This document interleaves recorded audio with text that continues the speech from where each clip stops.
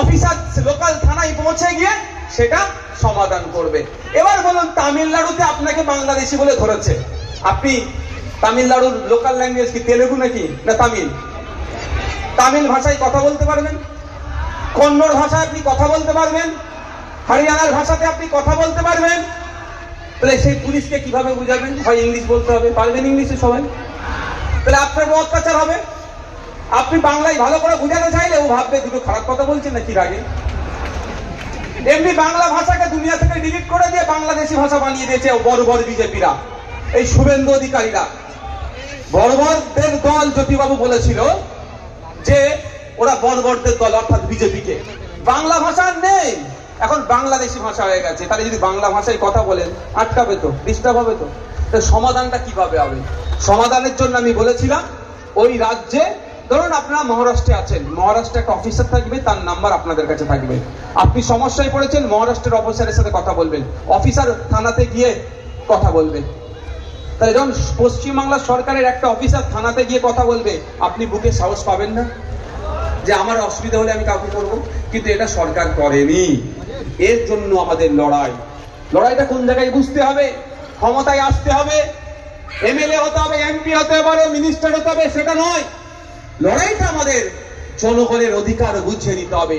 যেখানে সংবিধান বলছে রাইট ফ্রিডম অফ মুভমেন্ট, আমার অধিকার আছে যাতে ভ্রমণের রেস্ট্রিক্টেড এরিয়া ছাড়া ভারতবর্ষের যে কোনো প্রান্তের মানুষ যে কোনো প্রান্তে গিয়ে ব্যবসা বাণিজ্য চলাফেরা করার পূর্ণ স্বাধীনতা আছে। তাহলে সেখানে সংবিধানের 8 শিডিউলে বলা আছে যে 22টা ভাষার কথা উল্লেখ আছে, বাংলা সেখানে জঞ্জাল করছে। তাহলে বাংলা ভাষায় কথা বলার জন্য কেন আক্রমণ হচ্ছে? এর জবাব তো পশ্চিম বাংলা সরকারকে নেওয়া দরকার, ওই সরকারগুলোর কাছ থেকে। আমরা বিরোধী, আমরা যে কাজটা করছি পশ্চিম বাংলা সরকারও কাজটা করছে। ভাই আমার ক্ষমতা আছে, আমি উড়িষ্যা সরকারকে গিয়ে বলবো তুমি জবাব দাও এর। আমি উড়িষ্যার যেখানে যেটা, এখানে এই বাচ্চাটাকে নামা উপর থেকে, পড়ে গেলে আমার নামে কেস হয়ে যায় বাবু। মমতা ব্যানার্জি আমার শুধু কেস দেওয়ার জন্যই ঘুরছে, শুধু খুঁজছে নওশাদ সিদ্দিকী একটা বাজে কথা বলবে।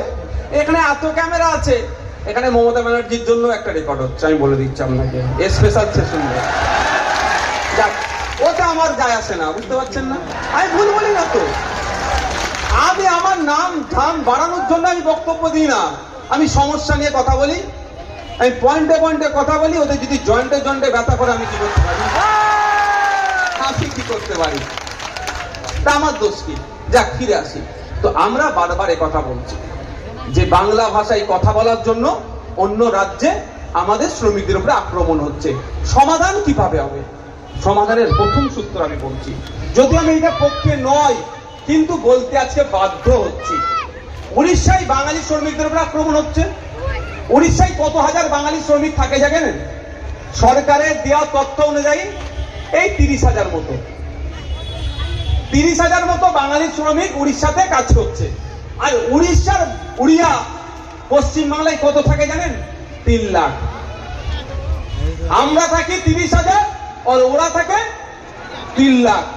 আমাদের সরকার যদি উড়িষ্যার সরকারকে একবার এইভাবে বলে, যদি 30,000কে তোমরা নিতে সহ্য না করতে পারো, তোমার 3 লাখকে কিন্তু আমি পুশব্যাক করবো। বুঝতে পারছেন না? আমার 30,000কে তুমি সহ্য করতে পারছো না, ফিরিয়ে নিয়ে চলে আসবো, তোমার 3 লাখকে কিন্তু আমি ফেরত পাঠিয়ে দেবো। তাহলে 24 ঘন্টায় সময় যাবে না, বাঙালি শ্রমিকদের উপর অত্যাচার বন্ধ হবে না? কিন্তু অত্যাচার কার উপরে হচ্ছে? আব্দুল করিমের উপরে হচ্ছে, হ্যাঁ, মুরমুর উপরে হচ্ছে, হাঁসদার উপরে হচ্ছে, বাউরি সমাজের মানুষের উপরে হচ্ছে, পিছিয়ে বর্গের হিন্দু মুসলমানের উপরে হচ্ছে, অর্থাৎ গরিব মানুষের উপরে হচ্ছে। ওই জন্য শহরের বাবুদের আর অসুবিধা হচ্ছে না। জানেন কি বলুন তো? পাশে বসিয়ে একটা প্রেস কনফারেন্স করে দেবো, ওটাতেই তো ভোট পেয়ে যাবো। কিন্তু আপনাদেরকে সজাগ সতর্ক থাকতে হবে। আপনাদেরকে বলতে হবে, সংবিধানের 131 নম্বর ধারায় বলা আছে, রাজ্য রাজ্য কোনো বিষয়ে সংঘাত হলে, রাজ্য কেন্দ্র কোনো বিষয়ে সংঘাত হলে সুপ্রিম কোর্টে গিয়ে মামলা করা যায়। আমার রাজ্য সরকার যদি বাঙালিদের উপরে আক্রমণ বন্ধ করতে না পারে, সেই রাজ্যের সাথে কথা বলে সুযোগ চলে যাচ্ছে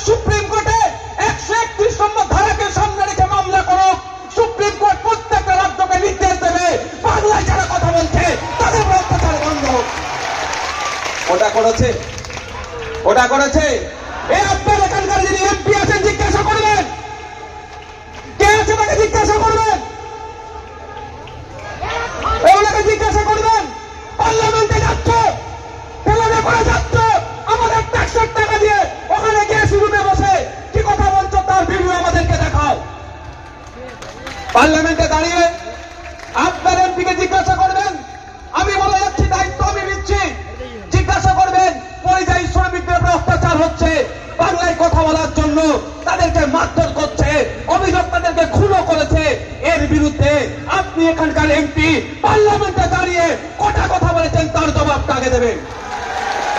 এখানে আসলে জিজ্ঞাসা করবেন, ঘিরে ধরবেন না, মামলা দিয়ে দেবে পুলিশ। তো এখন লোকাল থানার সবাই নয়, তবে কিছু কিছু অফিসার হয়ে গেছে ব্লক সভাপতি, আর ব্লক সভাপতি গুলো হয়ে গেছে থানার আইসিওসি। মানে ব্লক সভাপতি বলে দিচ্ছে স্যার অমুকের নামে মামলা দিতে হবে, দিচ্ছনি মামলা।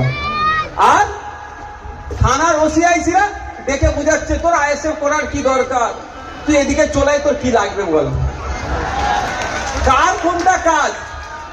ওসির কাজ হচ্ছে যে অন্যায় করবে তাকে তার নামে মামলা দিয়ে জেলে রাখো, আর বিরোধী দল বুঝাতেই পারে ভাই তুই চলে আয় আমাদের সাথে করে কামে খা, কেন এসে পড়ে পড়ে মার খাচ্ছিস, এটা বুঝাতে পারে। তুই উল্টো হয়ে যাচ্ছে, যা জিজ্ঞাসা করবেন। তাহলে এমপি এমএলএ দের কাজ কি? এমপি এমএলএ দের কাজ আমাদের জানতে হবে। এমপি এমএলএ দের কাজ হচ্ছে তার নির্বাচনী ক্ষেত্রের মানুষকে সুরক্ষা দিয়া, তার নির্বাচনী ক্ষেত্রের মানুষের যে সমস্যা হচ্ছে সেটা সমাধান করা। একটা শব্দ খরচ করেছে, দেখুন বিধানসভা টিভি চালু নাই, সমস্যা হচ্ছে বিধানসভার মধ্যে আমি কি বলছি আপনারা জানতে পারছেন না, কিন্তু লোকসভা রাজ্যসভা টিভি আছে। খলিলুর রহমান সাহেব এখানকার এমপি, তিনি লোকসভাতে গিয়ে কি বক্তব্য দিয়েছেন ভিডিও দেখলে সব পাওয়া যাবে। উনি যদি আমি ভুল বলে যাই তাহলে উনার যে সোশ্যাল মিডিয়া হ্যান্ডেল করছে তার উদ্দেশ্যে বার্তা অন্তত একটা ভিডিও বার করে দেখান, যে ভিডিওতে বলা হচ্ছে গঙ্গা পদ্মা ভেঙে প্রতি বছরে গঙ্গা গড়বে পদ্মা গড়বে, আপনার চাষযোগ্য জমি বাড়িঘর চলে যাচ্ছে, এখানে সংরক্ষণ করতে হবে, এখানে বিজ্ঞানসম্মত ভাবে বাঁধ নির্মাণ করতে হবে, বিজ্ঞানসম্মত ভাবে এই ভাঙন রোধ করতে হবে। এই ধরনের একটা বক্তব্য আছে, সেটা দেখাতে বলুন। আর পরিযায়ী শ্রমিক মাইগ্রেন্ট লেবারদের উপরে যে অত্যাচার নেমে আসছে, এই অত্যাচারটা বন্ধ করতে হবে, এই মর্মে একটা বক্তব্য আছে, দেখাতে বলুন। আমার মনে হয় পাবেন না, কারণ মমতা ব্যানার্জি বলেনি, তাই বলেনি। এদের মুখে সব সেলাই করা আছে। আমি বলছি তো, আমাকে অফার হয়েছিল ভাই, বলছে তৃণমূলে চলে আসো, তোমার এরকম ভাবে বলা হয়েছে, তোমার ফিউচার ব্রাইট, তুমি ইয়াং ছেলে, এত ভালো বলছো, তুমি চলে আসো না তৃণমূলে, মন্ত্রী দিয়ে দেবে। আমি উত্তর দিয়েছিলাম, বাবুই পাখির গল্পটা আমি ছোটবেলায় পড়েছিলাম। আরে আমাকে ব্যাপারটা কি বলছি, ঘর ভর্তি সব দিয়েছে, সোনা গয়না সব দিয়েছে, আমি যদি বলতে না পারি বুক